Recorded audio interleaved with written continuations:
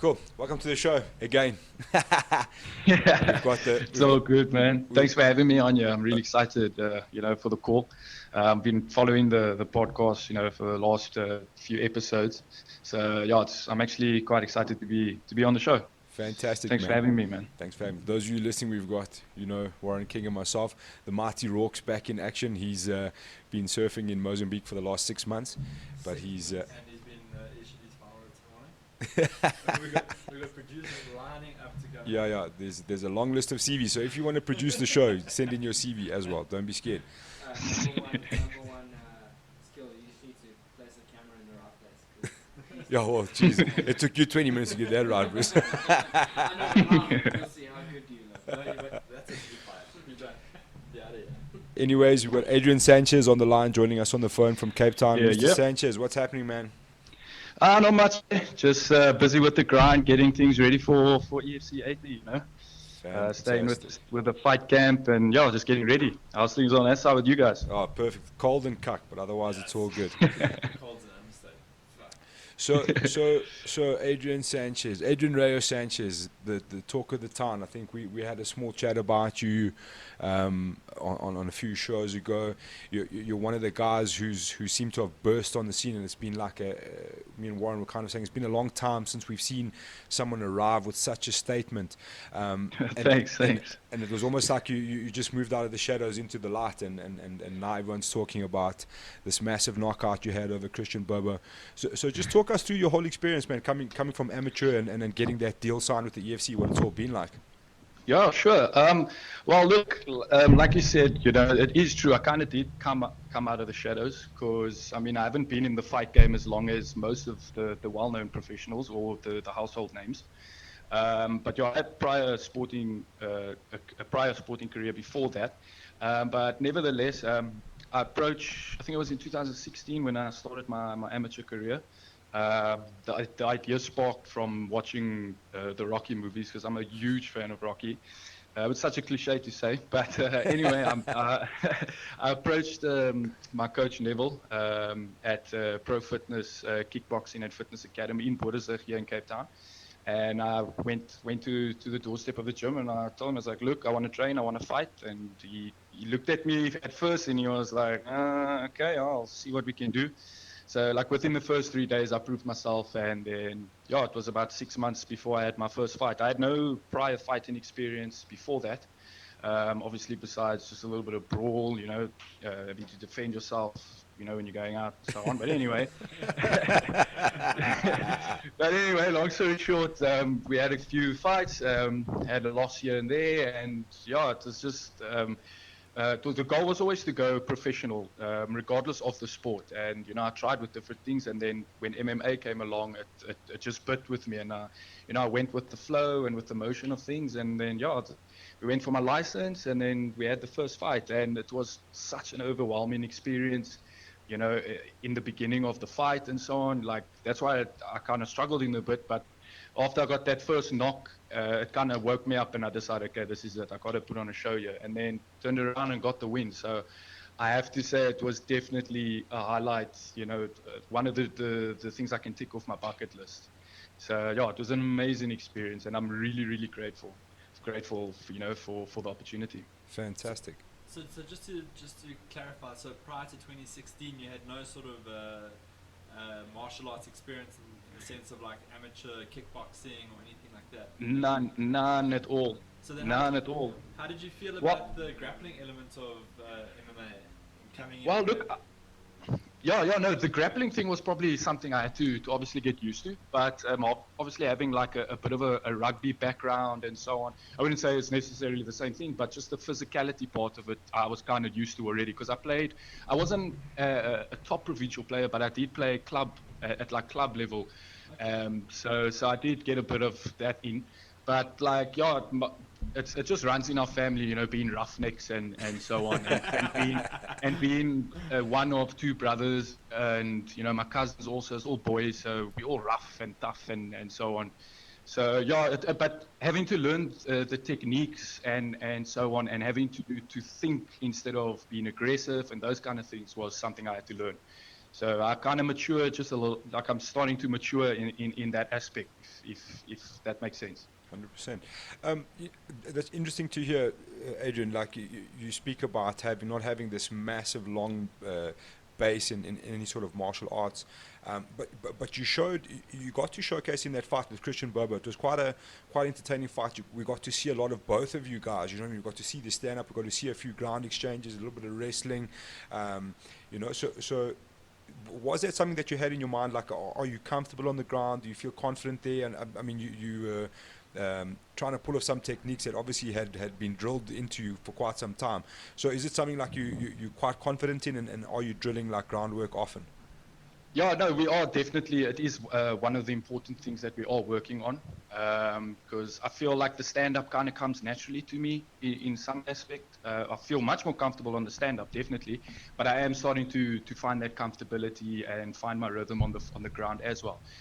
So yeah, we have been practicing and we have been drilling the ground game a lot. So I am starting to kind of find my feet on the ground, let's say.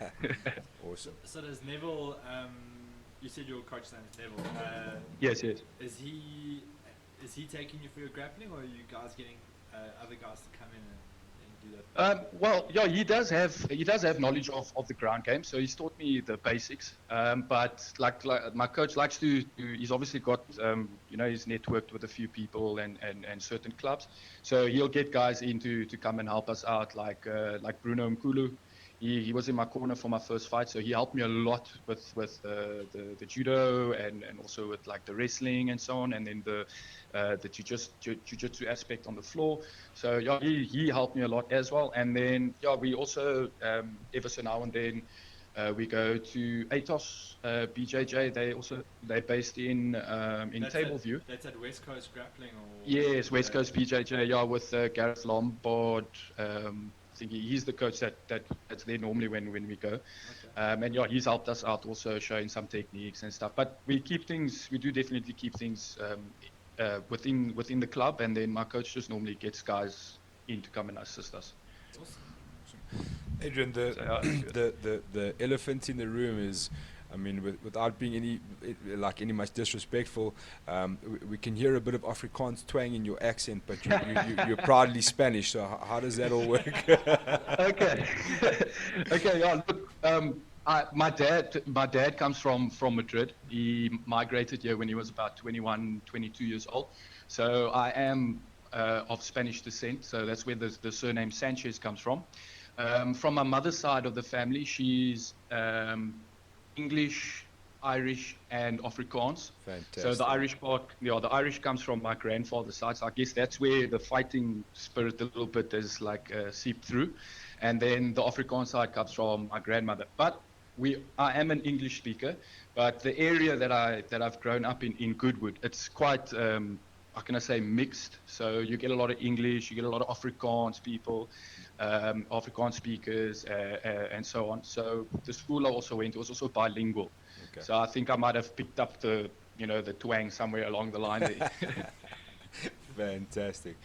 Obviously, you've got a fight lined up coming up, EFC 80, against Warren and Rourke's favorite EFC fighter in Serge Kasanda. So Kasanda, the last number, eh? Yeah. So just tell us what your thoughts are on that fight, man, and how you're feeling. Well, look, I'm confident, definitely. I'll never go into a fight not feeling confident and sure of myself, because if I didn't feel that way, I wouldn't take the fight. But nevertheless, like, I've checked his fights out, I've studied his fights. I mean, I've studied fighting more than I've ever studied at school. So I've been checking him out. I've been watching his moves and so on. And I mean, he is a strong guy. Like, I've seen how he grabs, he holds on to you and so on. But there are some things that I can capitalize on, like that he has. So I've been watching that and we've been working on that. But I mean, look, I'm not underestimating the guy at all. I never underestimate anybody. And at the end of the day, I'm not too worried about what he's going to be doing. I'm more worried about how I'm going to react, what I'm going to be doing in the fight. So I'm going to go there, put on a show, and I hope he's ready to bang. That's pretty much all I can say about him. So I mean, like, a lot of the feedback we get, I fought on the same card as him in Durban when he fought Terrell Singh. And he fought just before me, and there was this whole big drama about how dirty of a fighter he was. Like, doing illegal techniques and so forth. And then obviously the last fight when he fought Tumisang, there was an illegal blow at the end of round 1. Yeah, I saw that.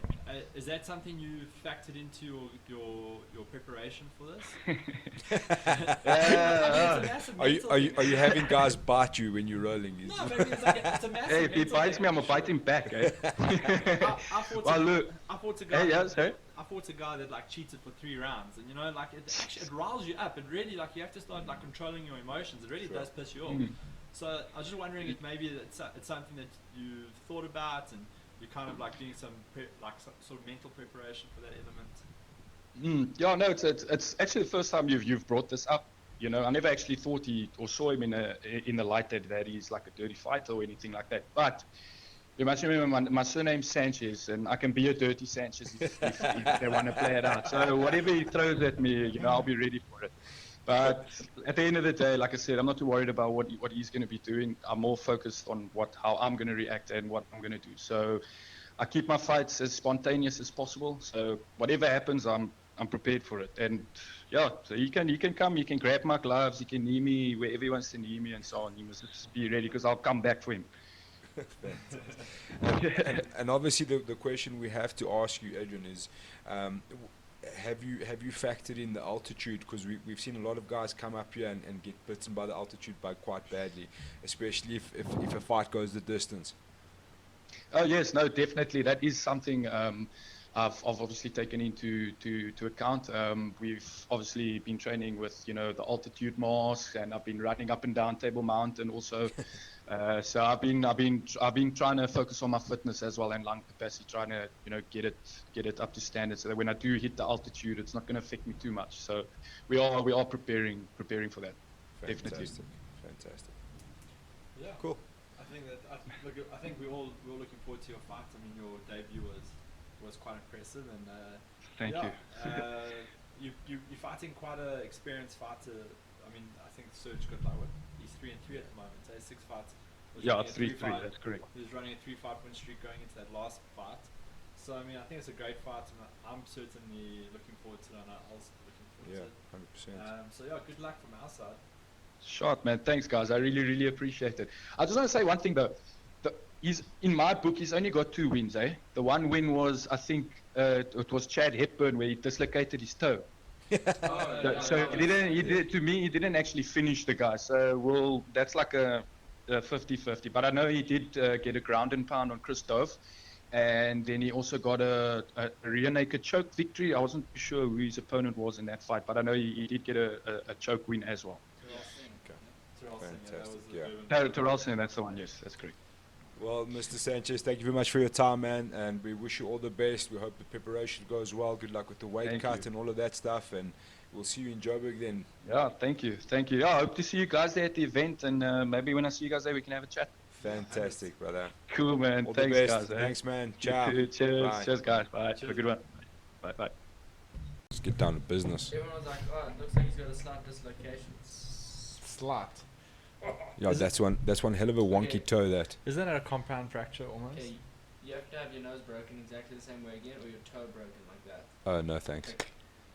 Fantastic. Well, that was Adrian Rayo Sanchez fighting Warren's favorite buddy Serge Kasanda. Let me clarify. I don't think Serge is intentionally a dirty fighter. I think Just turn the mic to your mouth. I think that he's quite almost primal, and you know, he's just fighting like on instinct, and that kind of plays out that he's a little bit dirty. Yeah, and for all you observant people out there noticing the blue beast here in front of me. Yeah, my laptop's gone to laptop surgery. It'll be back hopefully with a whole new motto on life. We'll be starting I a feel- GoFundMe to get I feel like it's gone to laptop heaven. I don't Like know. that one over there. That one just was like, nah, I don't feel like working It anymore. seems like all of these ones say ASUS on them. That is the pattern. Well, That you is know- the pattern. You know, we decided to bring the MacBook in, and the day I downloaded all the stuff to do the MacBook for the show, my MacBook crashed. Literally, it had to restart for the updates that we had for the sound recording software, and it came back with a no entry sign. Like a piece. It was like a fuck you. Peace.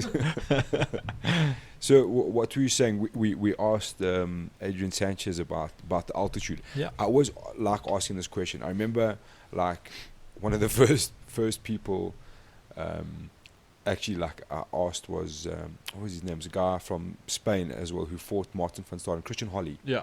Remember him? And like, he gassed hard in fight. the pre-fight press conference, we're like, have you considered he lives in Spain by the mountains that are 350,000 meters above sea level, he'll be fine.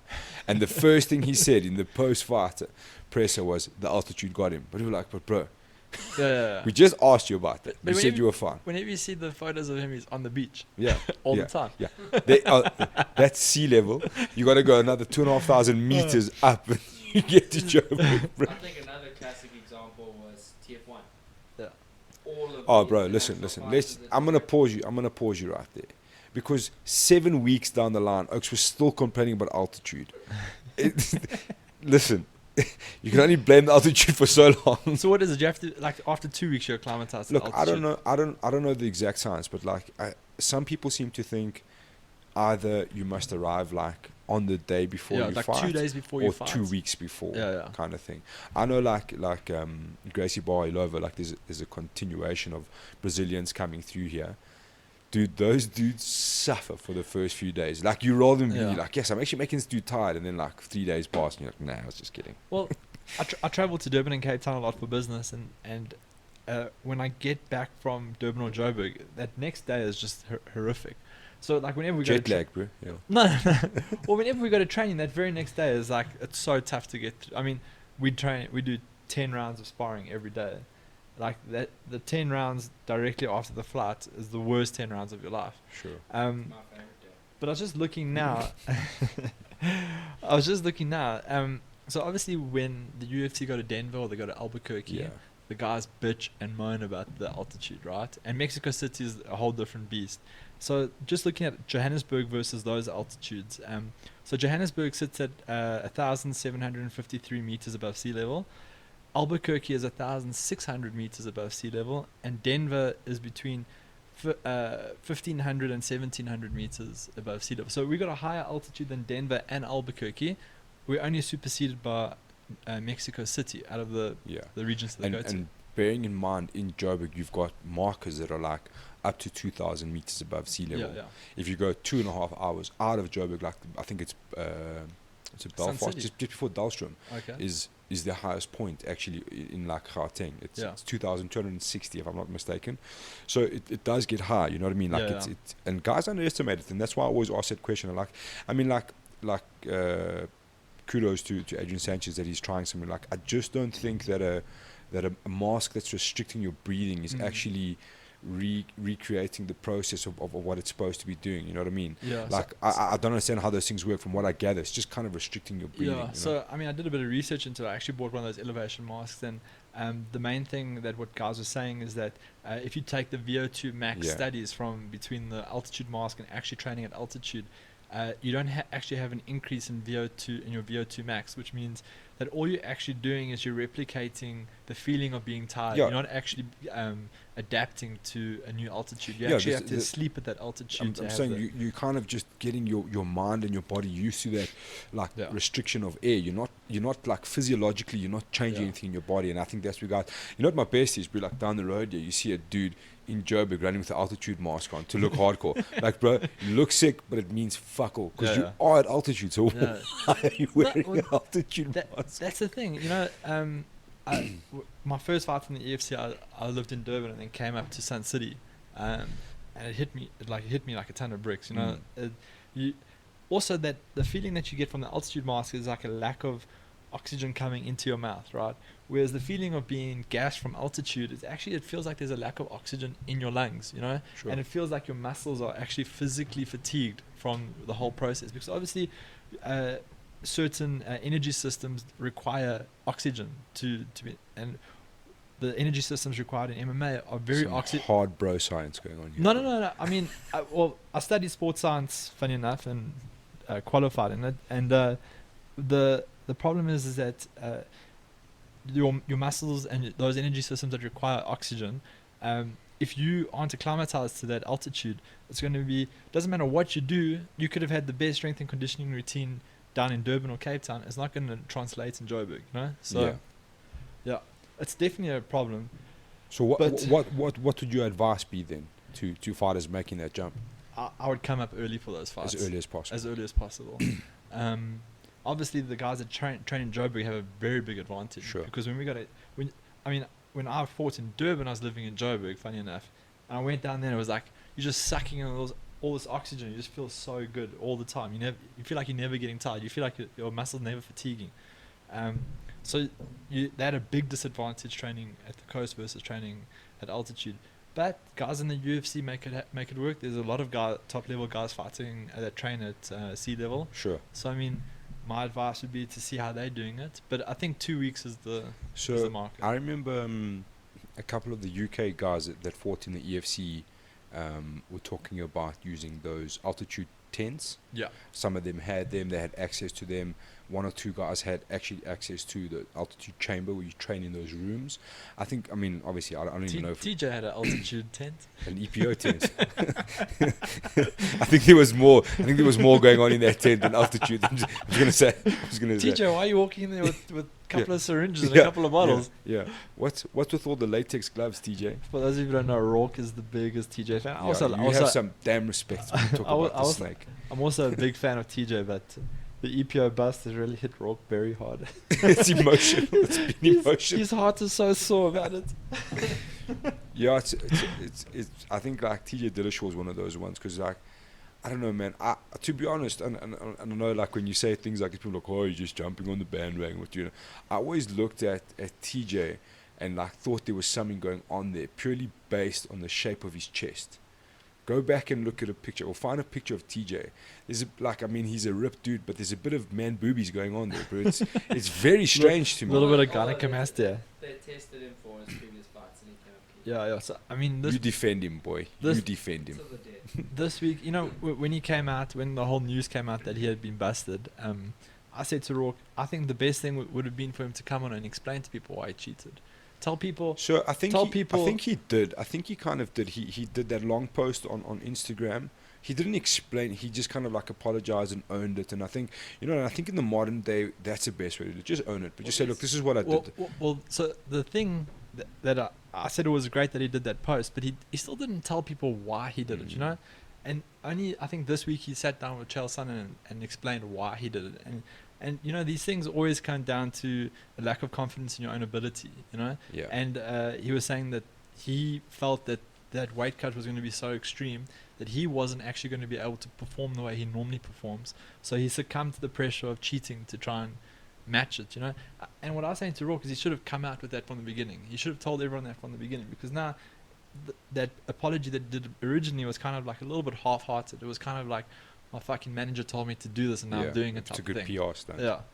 Whereas like if you open up and be like, fuck, like I thought I was gonna lose, so I cheated, Sure. And then it doesn't make it right, but at least you know where he was coming from, Dude, you know what the thing is? I think with like, especially with guys like TJ that are obviously super hyper competitive, like eventually you're looking at the lay of the land around you and like, well, look, I reckon this dude's doing it. I reckon that dude's doing it. You know what I mean?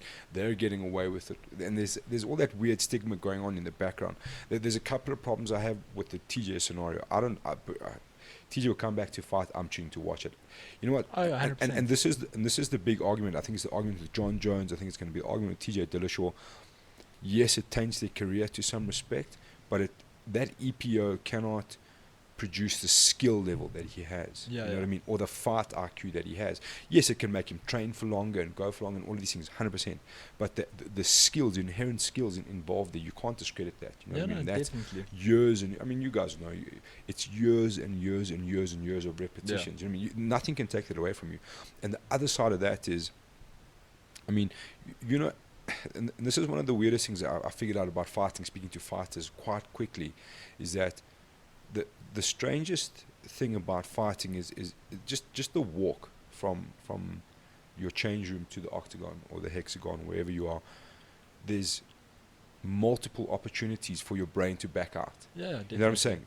Even in your training camp, there's multiple continuous opportunities for your brain to say, you're not prepared, you're not good enough, you're this, you're that. You know what I mean? And so and the second you break, it's done. And you cannot say any guy that's been caught for substances to an extent. There's obviously guys that are just fucking around, Yeah. like Max Merton, who clearly just try to eradicate the doubt with every steroid under the sun. What happens if I mix all of them together? Yeah, listen, shout out to Max Merton, but listen, that was bullshit. You know what I'm saying? Like you kind of, I sympathize for these guys, because you know what I mean? Like, it's crazy what you're about to do. You understand what I'm saying? And your brain's got all these opportunities to say, I don't want to do this. You know what I mean? Yeah. Have you seen that Brendan Sharp, one of his first bits of stand-up, it's like going on YouTube now, and he talks about his fight with Travis Brown, and like he's like looking at Leonardo DiCaprio, and he's like, I don't want to do this. You know what I mean? And that's the reality for a lot of guys, what's going on there. You know what I mean? Like, not everybody's meant to be in there, and the guys that are like hyper competitive in that situation have like these breaking points at any given moment. You're like, well, look, just a little bit of EPO is going to make me feel a lot more confident. Well, you know I think what I that mean? was his thing. It was, it made such a big deal of making flyweights and how easy it was for him. And then he realized halfway it's through trying fucking to do it, that difficult. it was way harder than he thought it would be. People And forget instead that of- percentage. It's that Instead of percentage. standing up and be like, guys, listen, I was wrong. I can't make the weight. He was like, let me do it. I can't. I've told everyone I can. I can't go back on that now. Yeah.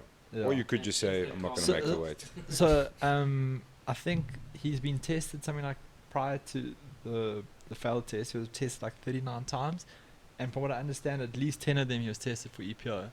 Levitsky and them tested him after the positive reading. They tested all his previous fights specifically for EPO.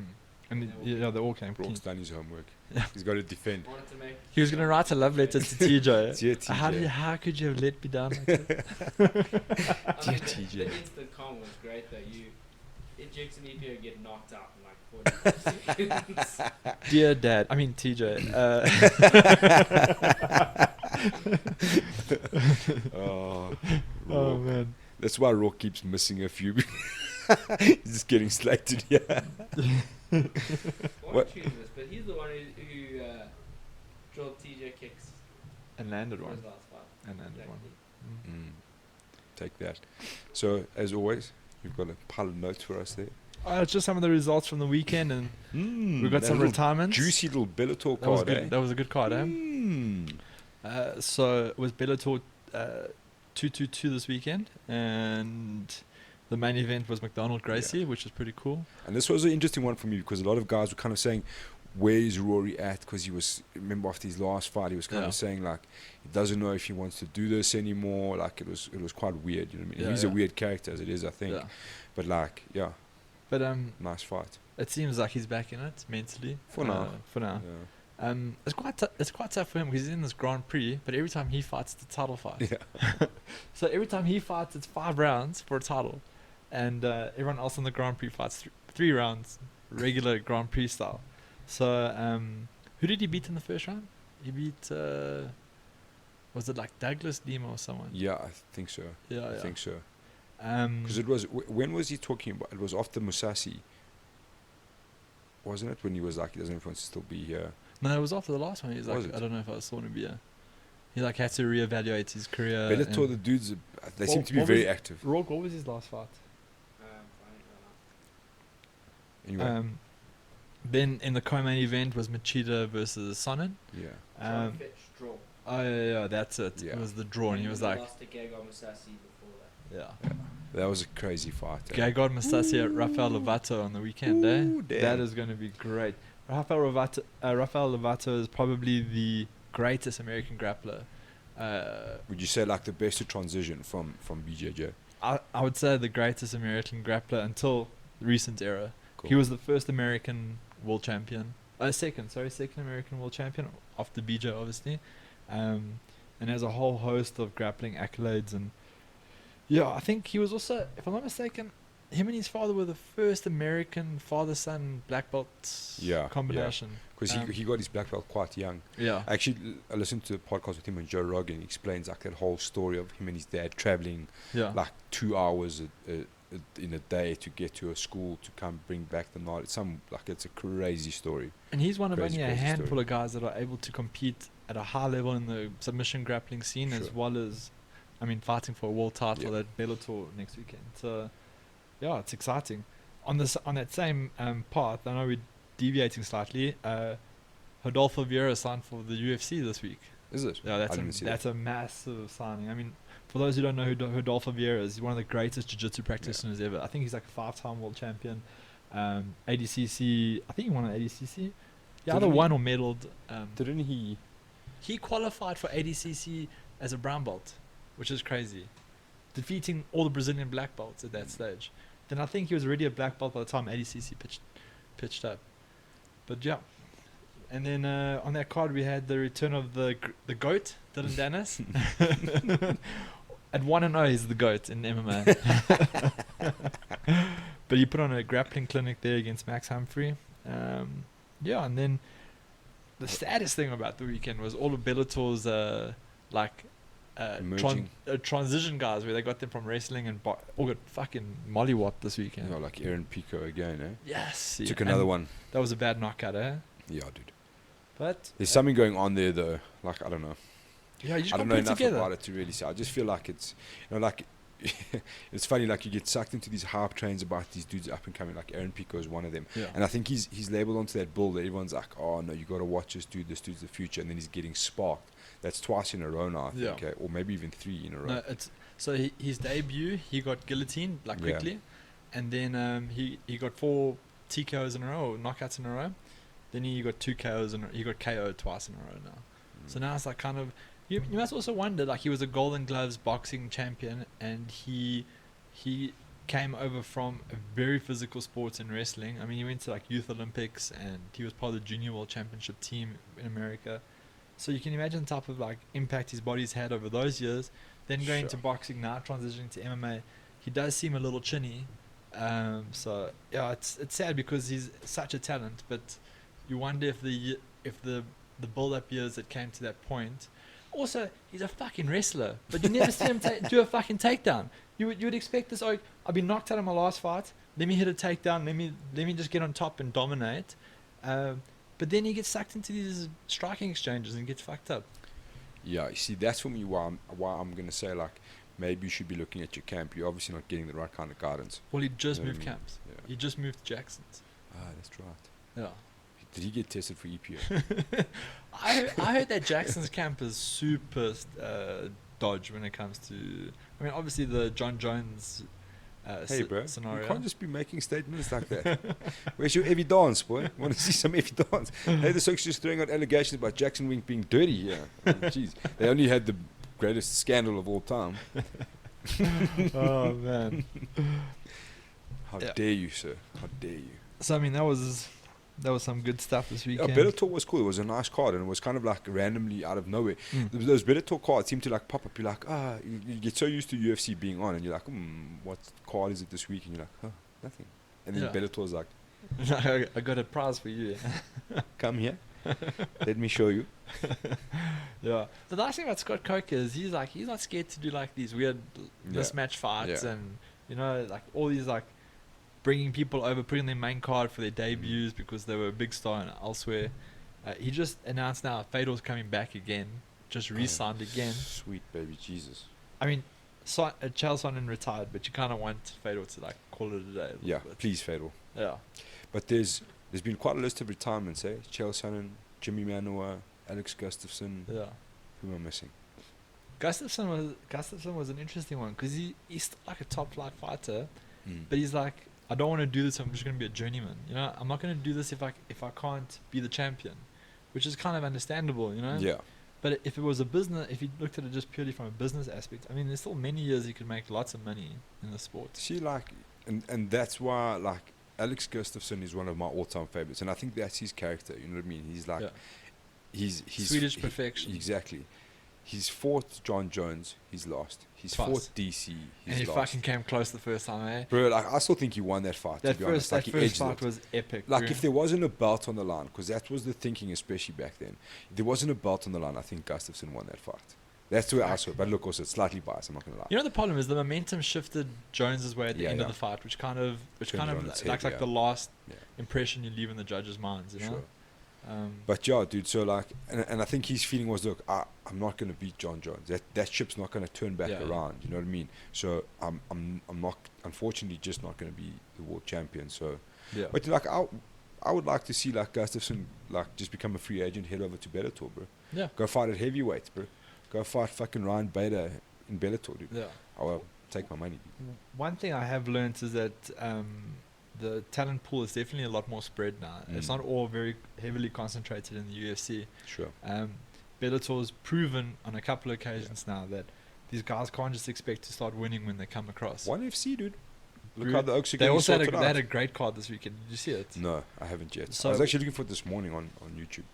Actually, an Yeah, EFC vet, Renier Derrida, went back again. Yeah. Another fucking submission, except this No, time no, to no. It strikes. was a TKO, wasn't it? It was a verbal He won submission to TKO. strikes. So that's it. One fight That- EFC veteran, eh, bro. But that is like a huge loss in terms of talent. You know, that guy was very keen to come back and fight for a title. Yeah, he wanted to fight Drickus, but we actually did an interview with him over the phone just before he signed for ONE FC, and he was kind of like, well, you know, he's waiting to hear, you know, he wants to fight Drickus. That's the fight for him. Yeah. If it's not going to happen, he's I'd going love move to on. watch that fight. Poor Renee. Man. His grappling for MMA is phenomenal. He's insane. Yeah. He's insane. Honestly, like, I was glad that he got the call up to ONE FC. I think he's Yeah. going to do really well there. Yeah. He's doing really well. He's had 2 fights there now. Hey? Yeah. Both early stoppages. He was touted by like most of Europe and America as like the guy up Yeah. and coming, you know. And I think it's sad we didn't get to see more of him here in the EFC. Yeah. Would have been cool to see him. He No, was definitely. legit, man. Yeah. I'm saying he was like he's not here, but he's still around. Well, you can still see him. I don't think we can watch him in one, but we'll never see Yeah. him back. Yeah, sure. Unless something happens. But yeah, I thought that was an opportunity lost there. And then Sexy Yama was back this weekend. Hey, sexy Yama boy. Just continue with that loss streak though. Fuck. What a gent, eh? Yeah. So that was the ONE FC card. A lot of not really noticeable names in like mainstream MMA, but really good card to watch. Yeah, I think that was the only action we had this weekend, eh? Yeah, sadly. Sadly. We only got 25 knockouts. That's all we had. Yeah. So tiring. This coming weekend we've got Moicano versus the Korean Zombie. I love the Korean Zombie. He Hey. gives 0 fucks, eh? He gives 0 fucks. Sorry. Whoa. Sorry about that. But yeah, it's quite a nice card as well. The one I'm most excited for on that card is that Lineker Rob Font fight. That's Yeah. like co-main event. Yeah. That's gonna be. I feel like Lineker's lost a yard or two. It's he just does, eh? I think he's like you know you're gonna get caught to the body, but you can kind of deal with it. You know he's gonna throw like a left hook to the body and a right overhand repeatedly. He's like Yeah. that gamer, Yeah, hitting the X. button masher. Yeah, but yeah, good fight. Yeah, it's like a fight. Alessio De Chirico, the guy that Gareth Yeah. fought. Baby-faced Italian assassin. Yeah, so My man. he's on there. Andre KGB Lee is on there. Dan Arg, who fought Danny Henry. Yeah. He's on there. Arian Lipsky. Did you ever follow her prior to UFC? The The KSW double champ. the down piece. Yeah, The yeah. Dami Mac down piece. The Muay Thai. Yeah. She was like a double champ in KSW, and everyone rated her to be the greatest Yeah. female, and she got fucking dealt with in the UFC. That's like the problem that a lot of these people don't understand, is that like there's a significant, unless you're coming from the highest level in Bellator, there's a significant step up in competition from anywhere else in the world. You know, I don't even think ONE FC could necessarily It's be like close enough. I think to the it's UFC. like a depth thing. You know what I mean? Yeah. Like unranked in the UFC, still killers. Yeah. You know what I mean? Like Fucking when dangerous. when you're going into like those small organizations, like the top 5 are world beaters. You know what I mean? Like it's serious dudes there. But there's no easy entrance into the UFC. You know what I No, mean? 100%. Anybody you fight is the best in the world. You know what I mean? Well, you look at For- Don. in their own respect. Don isn't even on the radar for the top 15 Yeah. yet, right? But whoever catches him, that's a fucking terrible fight to Yeah, be in, dude. right? It's crazy. That oak had like we were talking the other day on the mat. I think he said he had 30 Muay Thai fights in a year. 30. Yeah. I mean, the type of experience you get in Bro, 30 that's fights. like a Sunday in Thailand. But he did that when he was 16 years old, bro. Yeah. So I mean, This is the craziest thing, man. I was actually thinking about Don Madge the other day. I feel like, you know, and it's, I think for a lot of fans, there's a weird setup in South Africa. There's the guys in Cape Town that kind of felt that they were crossed by Don, you know what I mean? He just like up and left or whatever. There's other guys from maybe competition gyms or like, oh, you know, whatever they're saying about Don, there's naysayers and stuff like that. The reality of Don Madge is that he is an absolute world-class athlete. Yeah. His work ethic is ridiculous. Yeah. You know what I mean? I've he's never seen him always take working. a run out ever. No, and I mean, like he's at the gym every day. Yeah. I mean, barring that he's injured, he's at every session. He does his strength and conditioning. He is a world-class athlete. Yeah. And this is the craziest thing for me. And it's quite funny, like having the privilege to roll with someone like Don, and you know, like there's levels to this shit, and people always say that stupid thing. Don is, when you spend any time with Don, it becomes very clear to you that there's everyone else there, and then there's Don. You understand what I'm saying? Like, he's just coherently way different to the rest of us. You know what I mean? His whole attitude towards his working for MMA and his knowledge and growing knowledge and learning, and he's just insane, man. I don't think, and this is the frustration I think for like very in-depth South African fans. We know this, you know what I mean? We know what the guys are capable of. We know how good some of our guys are. You know what I'm saying? And we just want them to like have that opportunity. I mean, Don got the opportunity, he got the best way to win the head kick KO, but now he needs that opportunity to follow it up. You know what I mean? And it's, man, dude, I honestly, to me, Don is probably at the moment the best showcase for South African MMA that we have. You know what I mean? There is nobody even close to him. You know what I mean? And it's becoming quite apparent. The more you see him training with international people and getting that time, and he's just on another level. You know what I mean? Like, people don't realize how good he is. I think that's what I'm really trying to say. People don't know that he's top 10 material for sure. Oh yeah, definitely. Like- Without a doubt. Like People need to get behind. I think people need to get behind the local guys. So put aside any previous, you know. no, 100%, clashes with the 100%. guy. He's well, him and Dolce are the only ones in the UFC. Yeah. I think there's a couple of guys that will get there eventually. But the funny thing is, the guys that you think will get there eventually are very similar minded to Don. Yeah, exactly They the same. they behave Exactly the same. So you watch JP, Chad, you know, those guys also come into training. It's like they're very serious about their training. Yeah. You see, I've never trained with Dolce, so I don't know like what his mentality is like, but he seems very intense, bro. Yeah. So I mean, we often do these open mats. You and mean the Wakanda Warrior? The Wakanda Warrior. Alan Bordeaux. Yeah, fuck. Hey, I was, one and I was, done. I was That guy was sitting huge in Japan, bro. He was like, I was like sitting there. I'm from Africa. Then we're like, I am not "I from know you, my Africa. bro." Yeah. Well, I was sitting there. He looked so calm. I was like, I was next to the cage, and he was like so nice and calm. And then he like dropped his hands and he came in. And Dolce's chin, fuck you. And then all of a sudden he just drops, but like in front of me, and I see he's not even like moving. I was like, that dog's definitely dead. That's done. He's Dunzos. We not only Stick a had, fork in him, we not boss. only had one of the first deaths in MMA history, but we're definitely gonna get another one. Like that was dangerous. That was One like of those ones where people don't even share. You're just Yeah. like, You know what was funny, bro? Like they were going on. He was like 6-0 in Japan or whatever, and like, you know, Japan doesn't. Well, they play games. Let's Yeah. put it that way. Yeah. I went to go watch some of that dude's fights because I was very intrigued to see what he was doing in Japan.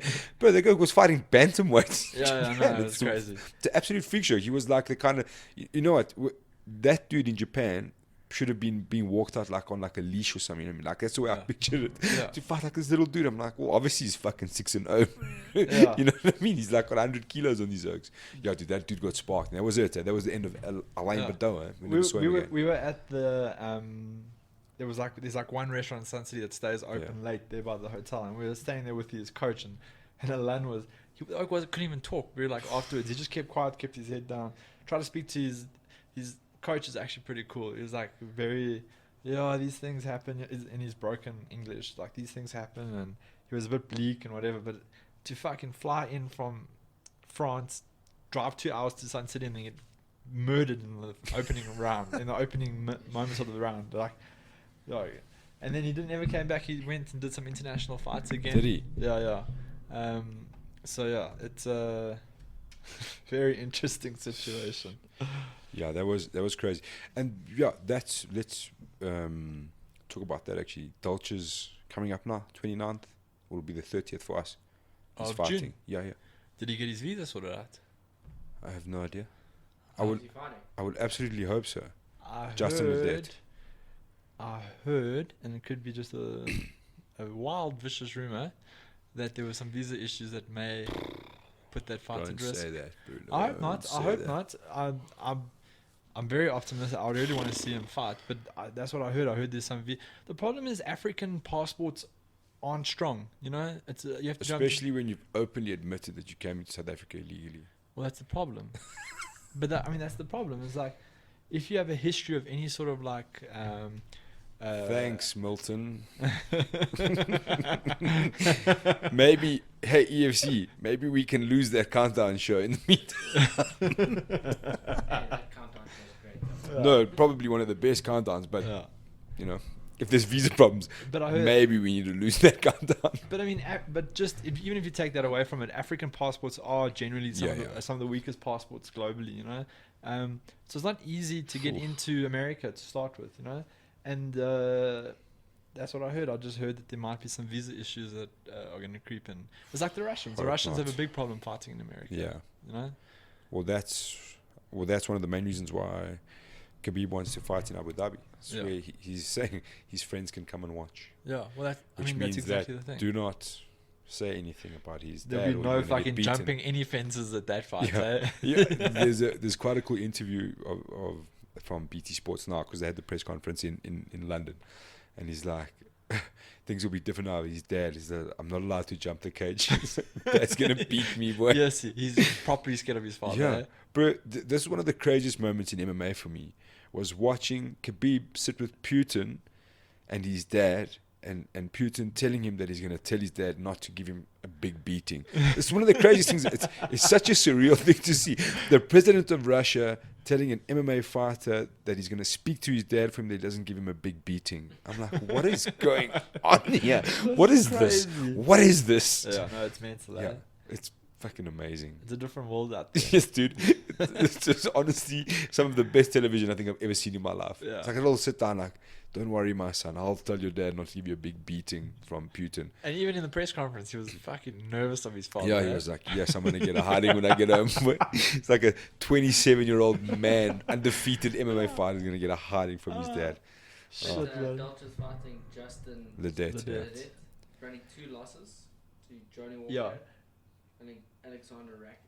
But if you were here for the last few shows, we already discussed Justin Yeah. Ledet and his 2-fight losing streak. So thanks for nothing. I'm getting up to speed yet. I think for Justin Ledet, it's like you better win this fight or you fucking gone. Really. You reckon? Eh? Yeah, definitely. They were saying that they were showing some statistics the other day about people who had stayed in the UFC after 3 losses, and it was Yeah. like such a minuscule percentage. And those guys were guys that they really were banking on. I think if I'm not mistaken, Dan Hardy was like the first guy of modern MMA that was allowed past 3 losses in a row because of his character. Yeah. And then obviously BJ's got the golden pass. He can just keep losing as long as he wants. But Ox is just going to keep him there. Oh, poor BJ. Oh, he was like, We'll always remember him like that Funko Pop. yeah, he was the OG though. Yes, yeah. Up until that Frankie Edgar fight, he was just the guy licking the blood off his So gloves. like, He's an up and comer, I think. You can't keep fighting. or he needs to go home and Okay, just but- call it a day. But put it this way: what they give him an up and comer, right? Let's say they give him Don Madge, right? Same weight class. Don's only got 1 win in the UFC. Yeah. Don will fucking obliterate that guy, bro. Rest Molly- in peace, BJ Pitt. Yeah. So like, He what, allows BJ. what do you do with BJ? What like? you Tell him can't- to go home and start call the it a day. fire and have a braai and just Call it a take it day, easy, bro. bro.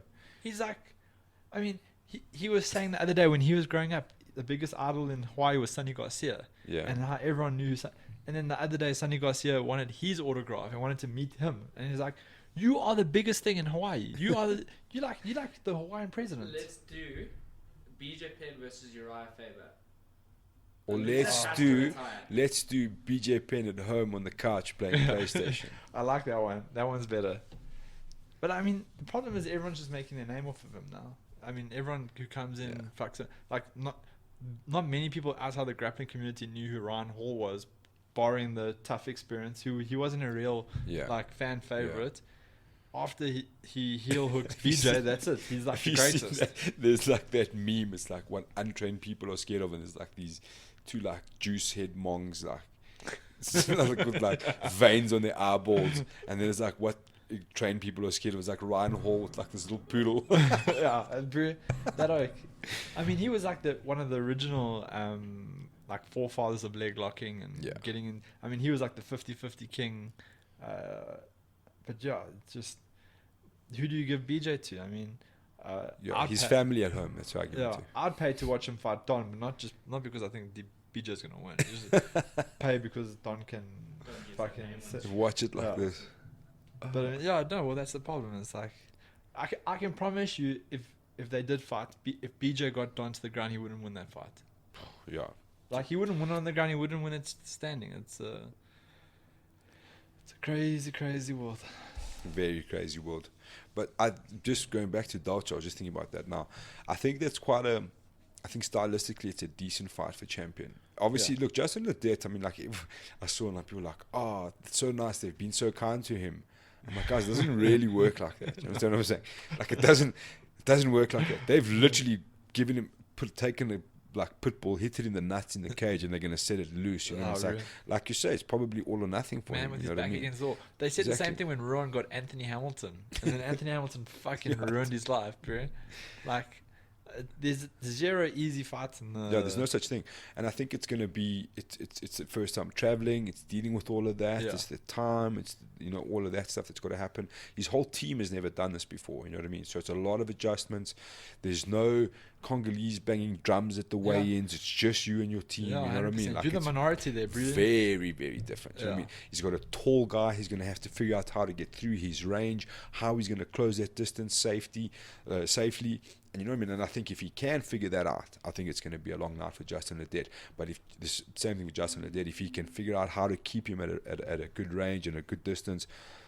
Isn't Ledet's background is Muay Thai, isn't it? Yeah, I think it is. He's super big long, oak, lanky dude. Yeah, he's tall. You know what I mean? Yeah. Well, let's hope that goes through, man. That'll be amazing. And the talk of the town is that Don's going to be on that Abu Dhabi card, hopefully. Yeah. So, I mean, in the next 3-4 months, we get 2 South Africans showcased in the UFC, which is great. It's awesome, man. It's so cool. And then, obviously, Chris Cyborg's doing her camp in South Africa. Our and adopted sister. Yeah. She's a South African official. So, I mean, she's in July. That's 9 weeks away? 27th of July, Yeah, like 8 weeks Canada. away. Richie always seems to go to Canada for these things, Yeah. He's stuck there. Undefeated in Canada. I wanted to mention... Did you see that thing about the UFC Apex Center? No. So, apparently there was a sports science building across the road from the PI. Yeah. And they wanted to sell it, and it was like a warehouse, and they did some like research there.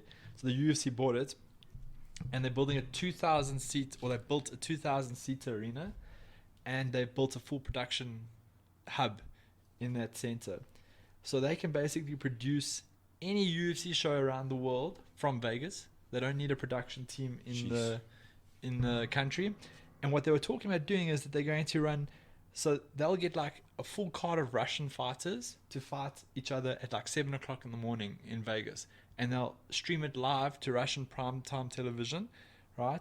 Then at 2 o'clock, they'll have an Australian boxing card in that arena. They'll bring all the fighters there, produce it, broadcast it live to Australia. Then at like 8 o'clock, they'll do like an American thing for American television. And the way that they've built it, they can just pull the stuff in and out. And then they can have like a concert in the evening if they wanted. Like, I mean, that's like next level now. I mean, it's my boy Dana White's not playing games. Yes, yeah. I mean, imagine how investment that is. You've just built the biggest fucking sports institute ever. And now he's talking about buying an NFL team with the Fertittas. He's talking about buying the Broncos. Have you guys seen I mean, I've seen some of them like on Fight Pass. All the stories. The 25 stories. Yeah. And it's like Dana White is now like the executive producer of those stories, so it's quite weird. Like where he is, he's like working for them, but he's also like his own thing at the same time. Well, he's just signed a 10-year contract with the UFC to keep He's a beast. to keep it going. and he got paid what $450 million to like sell his share of it. Cuck times for him, man. Yeah. Life's hard in the White household. Fuck. Yeah. Look, if you watch that Dana White looking for a fight, they go to one of his houses. It's like this farm somewhere. Oh, in Maine. Yeah, see, that was good. What? And you guys there like once a year. He's got this whole Yeah. house there with like 4-wheelers and whatever, and they go there like once a year. Yeah. Maybe So I should ridiculous. start just sliding into his DMs. Dear Dana. Dear Dana. Oh, man. My name is Big Al. We have 3 listeners to our podcast. We talk about the UFC. Yeah, shut up. Thanks, Mom. It would be amazing if they did looking for a fight in South Africa. Shit, dude. I always thought about that. Like, why? I suppose it's, I don't know. Maybe they will. Yeah, Maybe let's they will. hope. Have Hop they, ever, into the EFC, see what's happening. have they ever ventured outside of the US? I don't think so. I don't seem to recall them doing it. That's what I was thinking now. And it's also very sporadic. And I It's think like, that's kind of, I feel like that's kind of happening now when him and Matzer and Dean Thomas don't have anything else to do. yeah. You know what I mean? And I think that the contender series is just going to take over everything. Tough is going to die. Yeah. All that other stuff's just going to fade away. It's going to be the They contender always say series. that Tough's never going to die, but No, it's dying. people It's people dying. aren't watching that anymore. No, really. no, it's dying. It's dying. I mean, I love the EFC, but the Fighter season 2, I like lost a bit of momentum with it. You know, Just It's seems a almost- little bit too long. It could be a bit shorter, I reckon. Yeah, a little bit more like to the T. I think a lot of people are so used to like the binge watching Yeah. ability that you have on these down like Netflix or Yeah. Hulu or whatever, Showmax, that when you have to wait week on week, you're like, fuck, this is like difficult, you know? Like, if they could have like bombed the entire show one go on some sort of streaming service, that Yeah. would have been awesome. Yeah. Sure. I think it's just like it becomes a bit long-winded, you know what I mean? Like it's so drawn out to the next fight. Maybe have 2 fights on an episode, you know what I mean? Like there was an Ultimate Fighter where they started doing that. They started doing like 2 fights. So it's an hour-long episode. So 30 minutes is dedicated to a bit of drama, a bit of the build-up to the fight, the weigh-ins, the fight, and then it goes into the next bit of drama. And that was quite cool, you know what I mean? Like, and that was quite... It kept you more a little bit in depth, you know Yeah. what I'm saying? And I think like we also... Now we want to start heading towards the build-up for EFC 80. Yeah. You know what I mean? So you kind of like, you're starting to turn your attention a little bit, like what's happening there, what's happening with Soldier Boy and Lazar, like is there, what's going down, you know what I mean? Yeah. Well, I like the type of approach that I mean, I know we're talking way different spectrums, yeah, but like the Game of Thrones people, that every season that they produced, but just hear me out, right? Sorry, bro, we're comparing Game of Thrones to EFC. Is that what's happening, right? Just listen to me. I just wanted to clear that up. Just listen to me. So like All when ears, bro. when they did a season, there was no set amount of episodes that they had in mind, right? Yeah. They recorded the story and they produced the story, and if that was produced in 6 episodes, that season was 6 episodes. If that was produced in 10 episodes, you kind of feel like however much content they get, they kind of need to make the length of the season appropriate for the content that they've developed, you know? Sure. It just feels like and this isn't just a criticism for the fighter, it's like the Ultimate Yeah. Fighter as well. You lose momentum in the Ultimate Fighter going towards the end of it, you know? I never watch episodes 9, 10, 11, 12. I get to 8, I'm like, fuck, Jeez, I'm thank done God, with I it. thought it was only me. I'm done with the Ultimate Fighter, you know? It just feels too long, bro. Because every episode's the same. It's someone has beef, they deal with the beef, then they fight, and then next episode, and then it's just on repeat, and then every now and again you'll get like 2 fights in the episode, and you're like, fuck, yes, that was Yeah. great, you know? Yeah. But you kind of just feel like you should make the season as long as the content allows it to be. I mean, what do we know about making reality TV? Well, I know that I can't get through a fucking season of anything, bro. No, I'm with you. It does get a bit long-winded. Those shows, because it's the same cycle of drama, weigh-in, fight. You Yeah. know what I mean? Like it's like, what I do is just fast forward to the fight, because I'm like, I know some dude's gonna spit in another dude's omelet and it's gonna be cock. You know, like, let's move on. Talking about spitting in people's omelets, Paulie Malignaggi versus Artem Lobov. Oh, Am I the only one fuck. that's fucking excited about that? Look, I don't want to see guys' faces falling off, because that's cuck. Guys, That's very cuck. let But I definitely want to see that shit. let me say, I was like very keen on this whole bare knuckle boxing thing No, I was never. until it pitched up, and then I was like, fuck. Everyone was like, I don't bare know. knuckle boxing. I don't know. Bare knuckle. Oh shit! Turn this off. Turn this off. Turn it off. You know what? Too too violent. You know what the most we've gone too far. You know what As the- a human race, we've gone too far. You know what the most brutal thing is that I heard? That fight card that Leon was on. Yeah. Apparently, most of those didn't get paid for those fights. Those What cheeky the fuck? bastards. You're gonna go into a bare knuckle fight and then not get paid, bro? You might as well just have done it down the road at the bar. Imagine he has So- to do some of those guys' mind. Dude. I don't know, bro. It's the problem is like none of those oaks like they you see that thing of Tony Ferguson where it was like his last seven opponents and they're all battered and bruised. Every fucking fight on those bare knuckle things looks like that, bro. Bro, did you ever see that there was a photo going around of Jay Cuccinello? Yeah, that He looked like Chucky, dude. it was that fight card Yeah. though. Yeah, he looked like Chucky. Yeah, you're right. He didn't. But that So I wasn't wanna wasn't know- the same organization. Is it? That was different. This is. I don't want I know, to. it's I don't the- want to mess it up. But it was something like Bare Knuckle FC, and this is a totally different But organization. that's what I'm saying. Is that organization didn't pay the Yeah. guys. Chris Lieben as I well would, didn't I'd get love paid. to actually. Jay Cuccinello. I'm those actually guys gonna. don't I'll get paid. message Leon and find out, but maybe you can chat to Jay and find out. But I don't think a lot of them didn't get paid, bro. Hence, round 2 never happened. Because it was a Grand Prix. Yeah, Round 2 never happened because no one got paid for the last time. yeah. before. They went bang. They went under. Yeah. But these dudes, it's a whole different Yeah, organization. Bare Knuckle yeah. FC is the original guys Yeah. as well. I mean, Listen, Yeah. bro. did you hear? He was going to big shit though. He was like, he said, "Yo, I'm not going to pay that one guy his win purse because he Yeah. won because there wasn't enough action." And Yeah. I was like, "What the fuck are I'm you doing?" like, bro, listen. The dude's face is falling off. I'm Like, he was in a what do you want fucking from bare him? knuckle fight. What do you? You better pay, give him more money, bro. Yeah. Fuck. Yeah, and that was quite cheesy. Like, stood up, he's like, nobody's getting paid until I see some action. I'm like, okay, Donald Trump of bare Yeah, knuckle boxing. shut the fuck up. Sit Yeah. down. You get in there, Yeah, motherfucker. you fucking go do bare knuckle boxing. You. Listen, bro, I want none of that. I want none of that heat, eh? That's Bro. some other shit. But you know what the My funny heart thing races and I got fucking gloves on, bro. Imagine Bro. going out there with no gloves on. For me, that was like designed for Artem Lobov, though. Yeah, yeah, right. Like, I think he's like the perfect fit. He's like the face, or he's going to be the skew face of bare knuckle his boxing. face was. So let's hear it. horrific, What do you say about? We'll close on this. Paul Malinaji versus Artem Lobov. Paulie's gonna carve that up one You time. reckon? bro. Definitely. How does Artem? Artem only does well because he knocks guys out because he throws every punch from the hips, right? If you're throwing every punch from the hips, the one that does that will knock the guy out. But Paulie's a legitimate boxer, bro. 100%. Artem's a shit boxer. So I mean, when Paulie gets going, he's gonna fucking ruin that oak's life, bro. But do you think bare knuckle boxing allows you to sit on the outside foot, picking your shots, directing the pace, keeping him at a distance? Do you think it's going to allow that, or he's going to just walk through one or two shots? Bearing in mind, like, and you know, like, so for whatever reason, I watched The Road to Artem Lobov versus Paulie Malinaji today.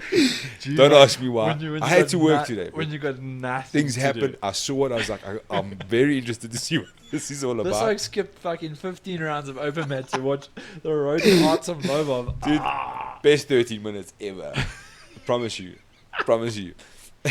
So Paulie Malinaji said some super interesting things. Like, you know, like the boxers don't close their hands all the time. And even when they throw, like, especially they throw like a throwaway jab, their hands will kind of, you can't do that in bare knuckle, dude. No. That's going to be on his mind. And he's already saying that there's things that he has to remind himself not to do.